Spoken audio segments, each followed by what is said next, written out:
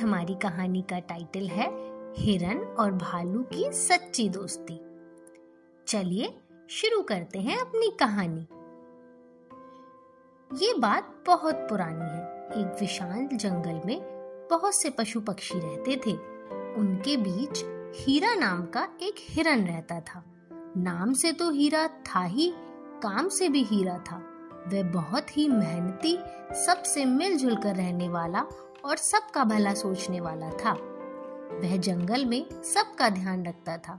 जंगल में किसी की तबीयत खराब होने पर वह उसका हाल चाल लेता और जब तक वे पूरी तरह से ठीक ना हो जाएं, उनको उचित उपचार भी देता था। उसका सबसे अच्छा मित्र एक भालू था। वह जहाँ भी रहता था चारों तरफ हरियाली फैलाए रखता था। उसकी मेहनत का अंदाजा उसके इलाके की हरियाली देखकर लगाया जा सकता था। उसके इलाके में चारों तरफ हरियाली रहती थी। हर प्रकार के फूल, फल और हरी भरी घास रहती थी। एक बार हीरा खुद ही बीमार पड़ गया। वह इतना बीमार था कि खाना पीना तो छोड़ो, उठ भी नहीं पा रहा था। उसने स्वयं से कुछ जड़ी बूटियां खाकर अपना इलाज प्रारंभ किया। फिर भी उसकी तबीयत ठीक नहीं हो रही थी। उसकी बीमारी की खबर जंगल में आग की तरह फैल गई, लेकिन ना ही कोई उसका दोस्त मिलने आया और ना ही कोई दवा देने आया। सब तो ठीक है, पर उसका दोस्त भालू भी नहीं आया। हीरा सोचने लगा, क्या मेरा कोई सच्चा मित्र नहीं है? मैंने तो हमेशा सबके सुख दुख में साथ दिया है, फिर मेरे साथ ऐसा क्यों हो रहा है? वह अपनी जगह से उठने की हालत में भी नहीं था। मन बहुत विचलित होने के कारण वह थोड़ी दूर टहलने के लिए चला गया। टहलते टहलते उसने देखा उसके इलाके में दो हिरन हरी भरी घास खा रहे थे। उन्होंने जब हीरा को देखा, देखते ही दिखावटी मुस्कान के साथ हीरा से बोले, हम तुमसे ही मिलने आए थे दोस्त, अब तुम्हारी तबीयत कैसी है? हमने सुना तुम बीमार हो तो हमसे रहा नहीं गया और हम तुमसे मिलने आ गए। हीरा बोला, इतने दिनों से घरेलू उपचार कर रहा हूँ, लेकिन कोई सुधार नहीं है। लगता है दूसरी दवा लेनी पड़ेगी। दोनों हिरणों ने कहा, हाँ, कोई दूसरी दवा ले लो और आराम करो, हम चलते हैं। इतना सुनकर हीरा निराश मुड़कर अपने घर को चला गया।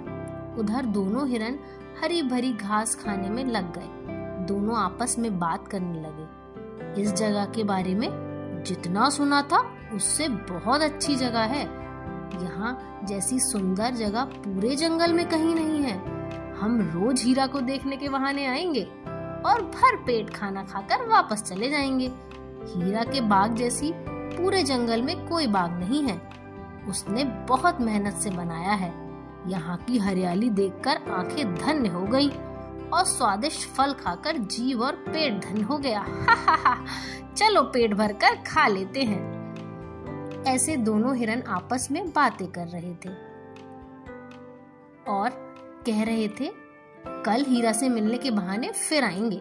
दूसरा हिरन बोला, मुझे हीरा की तबीयत से कोई लेना नहीं है। मैं तो बस यहाँ की हरियाली देखकर आया था। मैं भी तुम्हारे साथ कल फिर आऊंगा। दोनों हिरन भर पेट भोजन करके वहां से चले गए।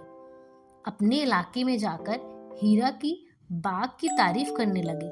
सबसे बोले, आज तक हम लोग यहाँ सूखे पत्ते खाकर अपना गुजारा करते थे, लेकिन वहाँ हीरा ने तो बहुत ही सुंदर और हरे भरे पेड़ पौधे लगाए हुए हैं। रसीले फलों का बहुत सुंदर उपवन तैयार किया है। हमें वहाँ जाने का भी बहुत अच्छा अवसर है। हीरा की तबीयत खराब है।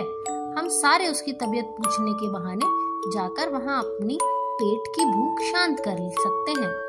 बहुत सारे हिरणों ने ऐसा करने के इरादे से टोली बनाई।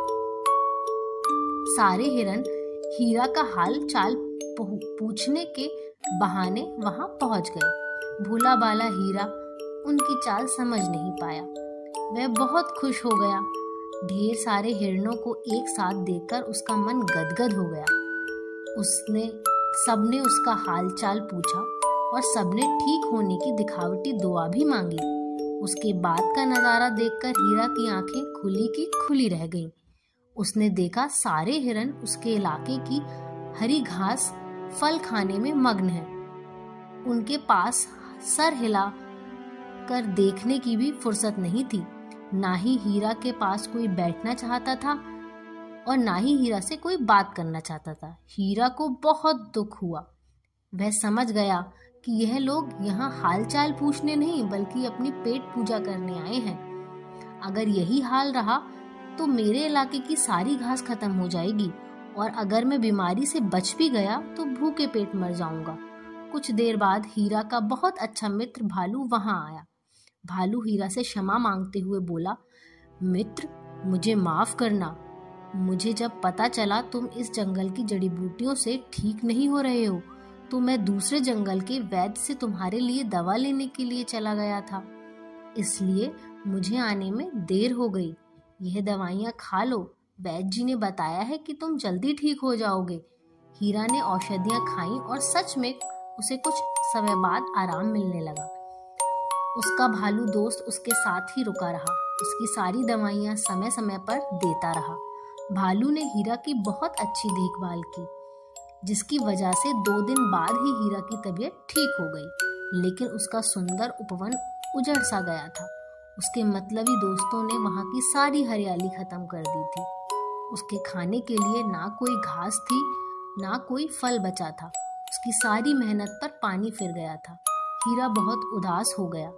उसको उदास देख भालू बोला, हीरा, मैं जानता हूँ इस संसार में बहुत मतलबी लोग हैं। सबका प्यार और दोस्ती बस एक दिखावा है, इसलिए तुम परेशान मत हो। हम अब मिलजुल कर यहाँ पर रहेंगे और खूब मेहनत करेंगे और मेहनत करके फिर पहले जैसी हरियाली उगाएंगे। तो मेरे प्यारे बच्चों, हमें इस कहानी से क्या शिक्षा मिलती है? हमें इस कहानी से शिक्षा मिलती है कि हमें दोस्त बहुत सोच समझकर बनाने चाहिए, क्योंकि अपने फायदे के लिए लोग किसी भी हद तक जा सकते हैं। इसलिए हमें भले ही जीवन में एक ही दोस्त बनाना चाहिए, किंतु वो बहुत ही सच्चा होना चाहिए, जो कि हमारे सुख और दुख में हमेशा हमारे साथ रहे। तो मेरे प्यारे बच्चों, अच्छे दोस्त बनाओ, खुश रहो, मग्न रहो। इसी के साथ इस कहानी को विराम देते हैं और मिलते हैं नई कहानी के साथ। तब तक के लिए टाटा।